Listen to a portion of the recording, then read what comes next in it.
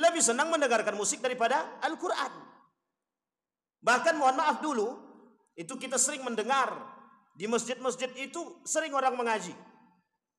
Baik maghribnya, asarnya, kemudian subuhnya, isaknya. Oh, sekarang sulit. Tapi kita dengar sekarang di mana-mana musik, lantunan musik bahkan keras-keras. Sampai tak menjaga haknya tetangga. Bahkan mereka hidupkan sampai malam demi mendapatkan relaksasi gitu mereka. Kami cuma pengen rileks loh dengan musik itu.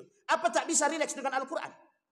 Kalau ada yang mengatakan tidak bisa rileks dengan Al-Quran, dia sedang membantah Al-Quran. Dia sedang menolak Al-Quran. Mengapa? Mengapa Al-Quran hari ini hanya dijadikan sebagai bantal guling? Kenapa Al-Quran hari ini dijadikan hanya sebatas pejengan? Karena larutnya umat muslim hari ini dan jauhnya mereka dari wahyu.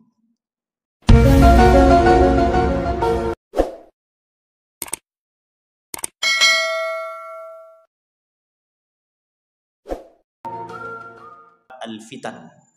Apa bab al-fitan tersebut? Bab al-fitan artinya fitnah-fitnah. Bapak Ibu sekalian yang berbahagia, tidak banyak yang mau membahas tentang fitnah ini disebabkan karena memang sebagian orang berpendapat kejadian-kejadian itu tidak realita, bukan menjadi satu hal yang fakta. Pada hakikatnya tidak. Saat ini kita sudah melihat betapa banyaknya fitnah-fitnah bermunculan yang oleh sebagian umat manusia beranggapan itu adalah fenomena-fenomena alam.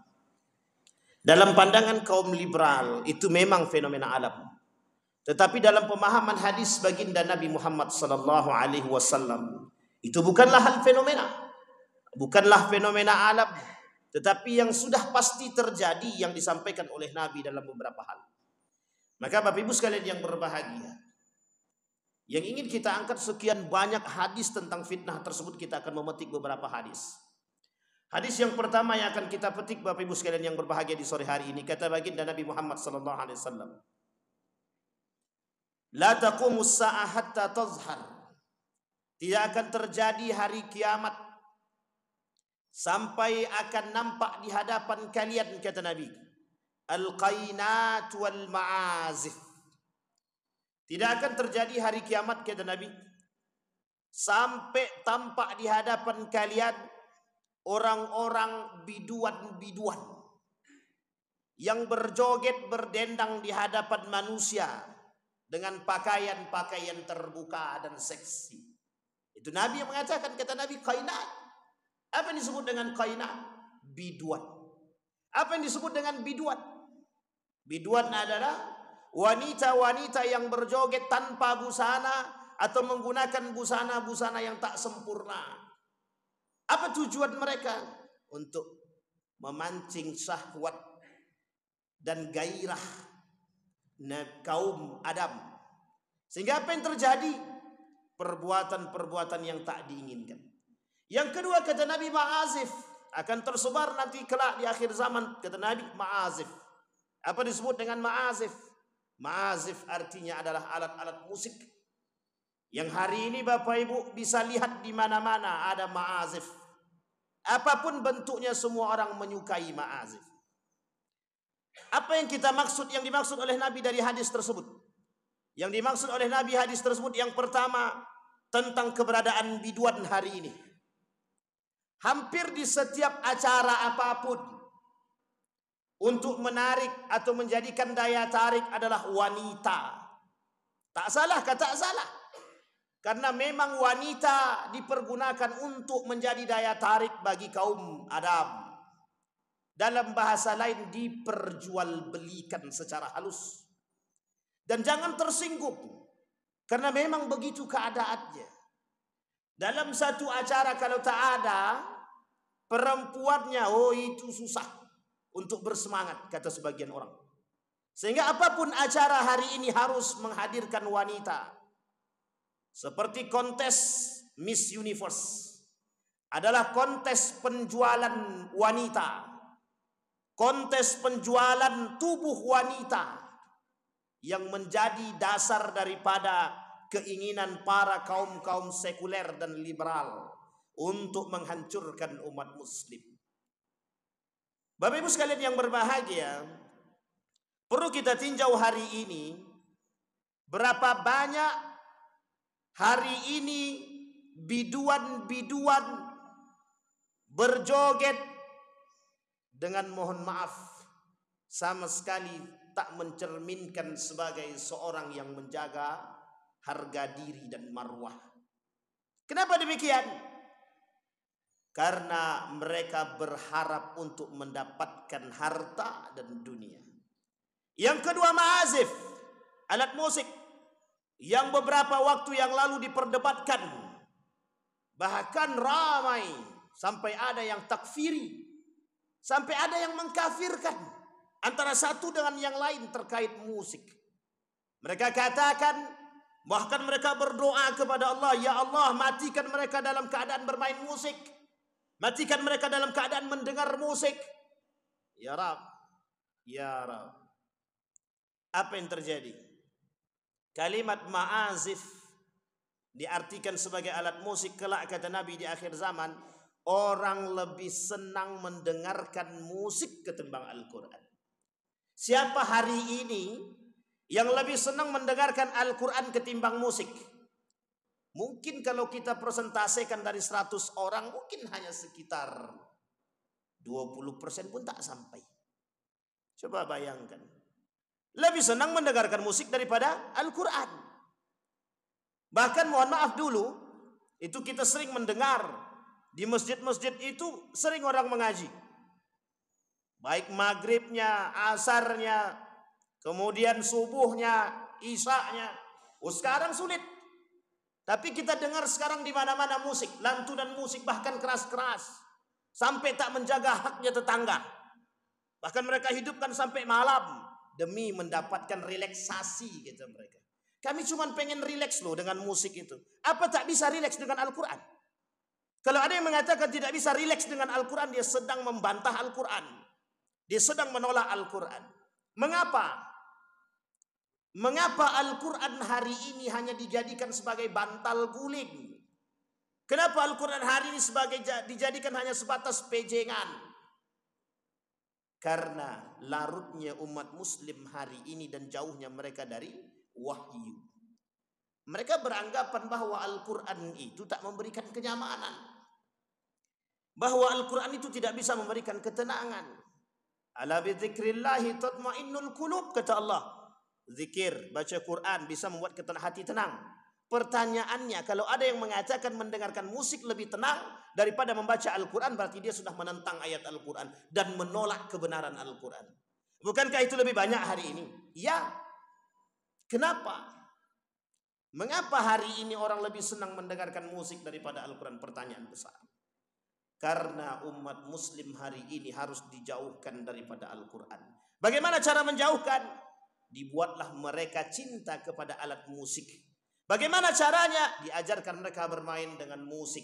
Bagaimana caranya? Diberikan mereka fasilitas, dihargai, kemudian diberikan tempat, diberikan ruang, diberikan waktu untuk berkreativitas dengan musik.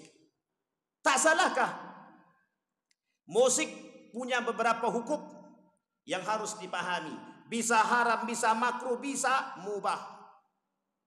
Bahkan mohon maaf, hari ini lebih banyak musik-musik itu yang mohon maaf, dalam pandangan kami, merujuk kepada pemahaman para ulama, lebih banyak musik-musik itu dan lagu-lagu itu berisikan yang tak benar.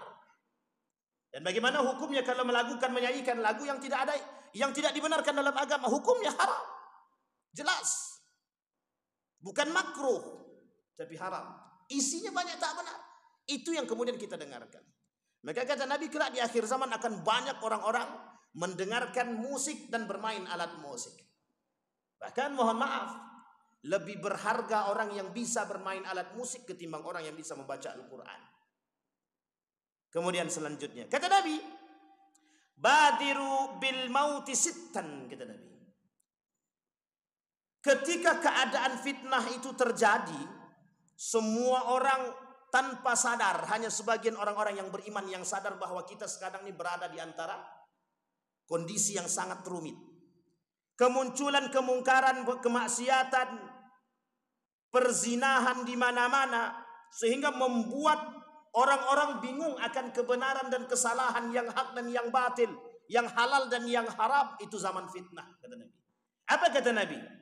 Kata Nabi, ketika kalian bertemu dengan perkara tersebut, dengan kondisi-kondisi tersebut, ketika ma'azif sudah merajalela, ketika perzinahan merajalela, ketika biduan menjadi tontonan yang paling asik di tengah mereka, kata Nabi, badiru bil mauti. Maka ketika itu dibenarkan, ketika seorang sahabat Nabi duduk dengan Nabi, Nabi ceritakan tentang fitnah akhir zaman, termasuk Ya'juj wa Ma'juj ketika datangnya 10 tanda kiamat terakhir. Apa kata para sahabat Nabi? Bolehkah kami berdoa ketika itu minta dimatikan agar kami tak terjerumus dalam fitnah tersebut? Hari ini mungkin tidak terlalu, tapi kelak ketika akhir zaman, mungkin kita ini mulai mendekat kepada akhir zaman. Ketakutan para sahabat ketika itu yang jaraknya masih jauh, tapi Nabi sudah katakan ketika itu. Apa kata Nabi?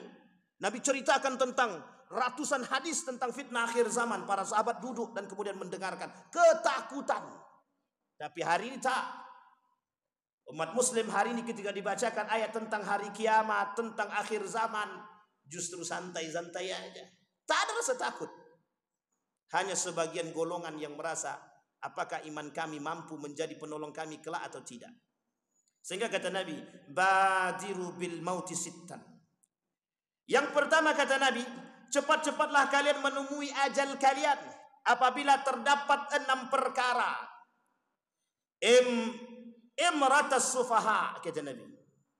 Berdoalah kepada Allah agar kalian dimatikan cepat ketika kalian bertemu dengan 6 perkara. Yang pertama kata Nabi, imratas sufaha, para pemimpin-pemimpin yang jahil, pemerintahan-pemerintahan yang bodoh, kata Nabi. Kalau kalian ketemu orang-orang yang menghalalkan yang haram dalam dunia pemerintahan dan politik, menghalalkan segala cara untuk mendapatkan posisi, kata Nabi, berdoalah. Sesungguhnya mereka orang-orang yang jahil. Wa kasratus surutah. Apa kemudian Nabi kata? Banyaknya antek-antek penguasa, kata Nabi. Ini Nabi yang ngomong. Apa kata Nabi? Wa kasratus surat. Wa bai'al hukmi. Mereka yang memperjualbelikan hukum, kata Nabi. Bahkan Nabi mengatakan dalam hadis yang lain, kata Nabi, al-qudatu salatah. Al-qudatu salatah. Hakim itu 3, kata Nabi. Ithnani qadiyani finnar wa qadin fil jannah. 2 hakim masuk dalam neraka, 1 dia masuk surga. Siapa yang 2 yang masuk neraka ini? Mereka yang tahu kebenaran tapi tak menjalankan kebenaran. Yang kedua, mereka tidak tahu kebenaran tapi mereka lakukan. Yang ketiga, kata Nabi, yang masuk ke dalam surga, yang tahu kebenaran tapi mereka menjalankan kebenaran tersebut. Maka kemudian Nabi katakan ada orang yang memperjualbelikan hukum. Siapa mereka yang memperjualbelikan hukum? Mereka bisa memberikan keringanan hukum kepada koruptor. Kalau apa? Kalau ada duit. Artinya apa? Diperjualbelikan hukum. Jadi ketika kondisi memperjualbelikan hukum hari ini terjadi, itu sebenarnya sudah prediksi Nabi dan pasti terjadi. Buktinya apa? Terjadi. Ketika banyaknya antek-antek dimanapun kita duduk, tidak ada rasa tenang. Banyak orang-orang datang untuk menjadi mata-mata. Dan itu biasa. Seorang ulama besar bahkan dimata-matai sampai ke Saudi Arabia. Hanya karena ketakutan keberadaannya. Menjadi disebar mata-mata sekian banyak hanya untuk mencari kesalahan si A, si B, si C. Demi kepentingan dunia, demi kelancaran kepentingan. Mereka tak pengen ada orang-orang yang mau ikut campur dalam urusan mereka sehingga mereka sebar. Apa tujuan mereka menyebarkan perkara demikian? Agar tidak ada yang mengganggu mereka. Bapak Ibu sekalian yang berbahagia, perlu kita pahami, dan ini kondisi, kata Nabi, kondisi kelak di akhir zaman, yang harusnya kita ketika itu berada pada posisi yang sangat-sangat tidak diuntungkan bagi mereka yang beriman. Kemudian kata Nabi, orang-orang yang memperjualbelikan hukum wa bai'ul hukmi, siapa mereka yang memperjualbelikan hukum? Yang memperjualbelikan hukum ketika itu adalah penguasa, para hakim. Kita ambil contoh. penjual ayam, maling ayam bisa masuk penjara dan masuk penjara 5 tahun. Koruptor 1 miliar hanya masuk 1 tahun. Itu keadilannya terletak di mana kita pun tak tahu. Dan ini sangat ramai. Orang-orang yang tak berduit tak mampu membeli hukum. Orang-orang yang berduit mereka berkuasa akan apa yang mereka lakukan. Sehingga mohon maaf ketika ketidakadilan terjadi, kata Nabi, kelak di akhir zaman tidak akan terjadi hari kiamat sampai kalian melihat ketidakadilan merajalela. Orang yang miskin tak mampu berbicara, orang yang kaya merasa berkuasa. Kenapa? Karena harta mereka. Sampai-sampai Imam Al-Ghazali mengatakan, kata Imam Al-Ghazali, orang yang berduit itu justru lebih tinggi dan berwibawa ketimbang orang yang tidak berduit. Apapun yang dikatakan in sahha kalamahu, in akhta'a kalamahu sahha, wa in sahha kalamul fuqara akhta'a. Orang kaya berbicara sekalipun salah benar. Orang miskin berbicara sekalipun betul salah. Kata Imam Al-Ghazali. Kemudian istighfafan biddam. Orang-orang yang memperjualbelikan kasus penguasa yang berdarah dingin. Ini yang ngomong Nabi. Kata Nabi, penguasa yang berdarah dingin. Dan ini yang gak panjang. Wa qati'atur rahim. Orang-orang yang suka memutuskan tali silaturahim, kata Nabi. Bukan tak banyak hari ini. Kita ambil contoh kasus yang terjadi hari ini. Hanya gara-gara pilkada mudah memutuskan silaturahim. Hanya gara-gara pilpres, pileg yang mohon maaf. Hanya karena dunia kita memutus silaturahim yang dampaknya sampai ke akhirat. Betapa tak berharganya saudara kandung ketika beda pilihan. Betapa tak berharganya orang tua ketika beda pilihan. Dan paling berbahaya lagi, betapa tidak berharganya agama dan harga diri hanya karena beda pilihan. Wa naswan yattakhiduna al-Qur'ana mazamira yuqaddimunahu yughannihim wa in kana aqalla minhum fiqhan. Kemudian kata Nabi, dan anak-anak muda yang menjadikan Al-Quran sebagai nyanyian. Dia diangkat menjadi imam agar menyanyikan Al-Quran meskipun dia adalah orang-orang yang paling tidak memahaminya, kata Nabi. Bahkan Nabi mengatakan dalam riwayat yang lain, kelak akan muncul di akhir zaman, kata Nabi, orang-orang yang fasih dalam membaca Al-Quran, tapi mereka tak memahami Al-Quran.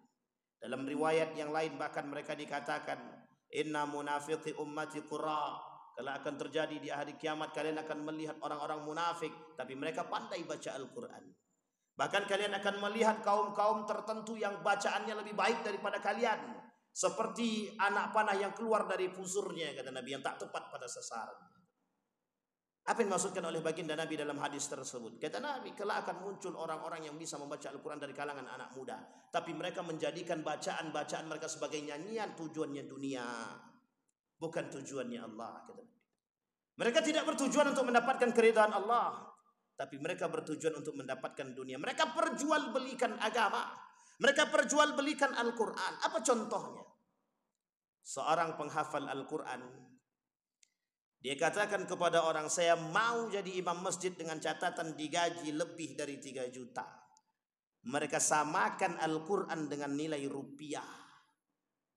Apa yang lain? Ada orang-orang yang mengerti Al-Quran, tapi mereka jadikan Al-Quran sebagai cocokologi untuk perkara hukum.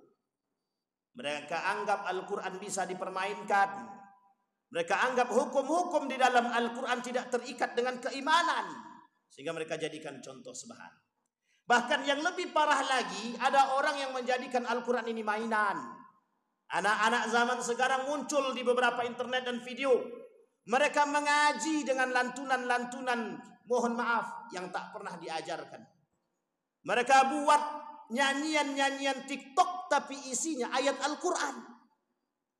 Mereka bacakan Al-Quran dengan irama-irama dangdut. Mereka bacakan ayat-ayat Al-Quran dengan irama pop, yang mereka pada hakikatnya tak mengerti makna tersebut. Dan ini sangat berbahaya sekali. Sehingga mereka menganggap bahwa Al-Quran ini adalah mainan. Ketika tidak ada di antara umat muslim yang perhatian terhadap kasus-kasus seperti ini, itu tandanya kita sedang membiarkan kemungkaran terjadi. Kita sedang membiarkan orang-orang yang meremehkan ayat-ayat Al-Quran. Apa buktinya? Banyak buktinya hari ini. Kita melihat di internet, kita melihat kejadian nyata banyak orang-orang yang mempermainkan Al-Quran, menginjak Al-Quran, duduk Al-Quran, mereka duduki Al-Quran tanpa busana, mereka injak Al-Quran, mereka robek Al-Quran, mereka baca Al-Quran, mereka permainkan Al-Quran, mereka terjemahkan Al-Quran sesuka hati mereka. Kita hanya bisa berdiam. Tapi itukah fakta yang terjadi? Ya. Siapa yang mengatakan Nabi? Semua perkataan Nabi pasti terjadi. Sehingga kata Nabi, jika 6 perkara tersebut sudah kalian temukan, kata Nabi, dan kalian lihat, maka berdoalah kepada Allah agar Allah mematikan kalian dalam keadaan husnul khatimah. Pernahkah sahabat berkata demikian kepada Nabi? Pernah. Ketika seorang sahabat duduk bersama Nabi ketika Nabi menceritakan hal demikian tentang fitnah-fitnah termasuk permasalahan Dajjal. Dan terutama ketika masalah Dajjal, apa kata Nabi? Ketika Dajjal Nabi ceritakan panjang lebar kepada para sahabat. Apa kata para sahabat? Ya Rasulullah, bolehkah kami berdoa agar Allah mematikan kami dan kami tak bertemu dengan hal demikian? Nabi diam, tak berbicara. Kenapa demikian? Saking takutnya para sahabat. Tapi hari ini, sedikit demi sedikit, kenyataan atau fakta daripada hadis yang disampaikan oleh Nabi dari sekian ratus hadis tentang fitnah tersebut mulai terjadi, mulai tampak. Seperti yang kita katakan. Maka Bapak Ibu sekalian yang berbahagia, ketika kita berbicara tentang fitnah-fitnah akhir zaman seperti ini menjadi persoalan bagi kita. Apakah iman kita kuat ataukah iman kita lemah? Kalau kuat iman kita selamat, kalau kita tak kuat iman maka kita rabah. Maka terakhir dari hadis yang disampaikan oleh baginda Nabi, kata baginda Nabi, sinfani min ahlin nari lam arahuma qaumun ma'ahum siyatun yadribuna bihan nas. Kemudian yang kedua kata Nabi, ada wanisaun kasiyatun ariyatun mumilatun ma'ilat. Kata Nabi, kelak ada 2 golongan yang tidak pernah aku lihat di surga. Bahkan mereka menjadi penghuni neraka dan mereka tidak akan bisa mencium bau surga. Baunya pun tak bisa mereka cium. Walarihuha, kata Nabi. Siapa mereka? 1, seorang pemimpin yang zalim. Pemimpin yang zalim, pemimpin yang memiliki antek-antek, pemimpin yang penguasa-penguasa yang jahil, kata Nabi. Mereka min ahli nar, penghuni neraka. Kemudian yang kedua kata Nabi, nisaun kasiat, perempuan-perempuan berpakaian tapi telanjang. Hari ini banyak perempuan-perempuan berpakaian tapi telanjang. Apa contohnya? Apa yang bisa kita lihat? Perempuan-perempuan yang menggunakan pakaian tapi transparan, berpakai celana lepis tapi sempitnya, na'udzubillah. Laki-laki senang. Laki-laki senang. Uniknya perempuan tak malu. Jadi sama-sama senang. Yang melihat senang, yang dilihat senang. Yang menjadi persoalan siapa? Salah satu tanda datangnya hari kiamat. Salah satu tanda datangnya hari kiamat, bermunculannya wanita-wanita yang tak menjaga harga diri mereka dengan pakaian-pakaian mereka. Mereka berpakaian tapi mereka telanjang, kata baginda Nabi Muhammad sallallahu alaihi wasallam. Bapak Ibu sekalian yang berbahagia, ini baru 3 hadis yang kita sampaikan. Dengan secara gambaran umum kita sampaikan dan syarahkan. Padahal dalam hadis dalam kitab Sunan Abi Daud itu ada sekitar 200-an lebih, kata Syekh Mutawalli As-Sa'rawi. Itu banyak sekali hadis-hadis yang membicarakan tentang fitnah-fitnah, yang keseluruhan fitnah itu mulai tampak sedikit demi sedikit. Apa artinya? Artinya adalah kedekatan hari dengan hari kiamat, akhir zaman itu semakin nampak dan tidak akan pernah bisa kita hindari. Kejadian-kejadian seperti ini pasti akan terjadi. Hanya saja kita umat mukmin dan muslim ini harus pandai-pandai agar bisa kita selamat. Mudah-mudahan bermanfaat bagi kita semua. Mudah-mudahan bisa menjadi kunci bagi kita agar mendapatkan ketenangan. Mudah-mudahan Allah jadikan kita orang-orang yang aneh kelak di akhir zaman agar kita bisa selamat, mendapatkan tempat terbaik di sisinya. Amin ya rabbal alamin. Fa'tabiru ya ulil absar la'allakum tuflihun. Assalamualaikum warahmatullahi wabarakatuh.